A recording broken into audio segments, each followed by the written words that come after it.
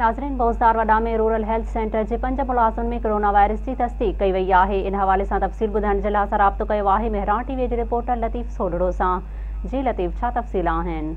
जी तव्हांखे आउं ॿुधाईंदो हलां त बोज़दार वडा रूरल हेल्थ सेंटर जे 2 डॉक्टरनि समेत 5 माण्हुनि जा नवां जेके आहिनि कोरोना वायरस जा केस ज़ाहिर थियण बैदि कोरोना वायरस जे मरीज़नि जो तादादु 10 थी वियो आहे, जंहिंमें 11 मरीज़ जेको आहे डॉक्टर विलायत अली गोपांग फोत थी चुको आहे ऐं अस्पताल खे इंतज़ामिया सील करे छॾियो आहे ऐं मक़ामी सतह ते जेको आहे रोज़ानो केसनि में वाध थींदी पई वञे ऐं अस्पताल इंतज़ामिया जेको आहे सो अस्पताल बंदि करे उहा गाइब थी वई आहे ऐं अस्पताल दवा वठण लाइ ईंदड़ जेके मरीज़ आहिनि उन्हनि खे रस्ते तां वापसि कयो पियो वञे ऐं वधीक जेको आहे कुझु माण्हुनि जा सैंपल वरिता विया जेके काल्ह मोकिलिया विया आहिनि, अञा उन्हनि जी रिपोर्ट न आई।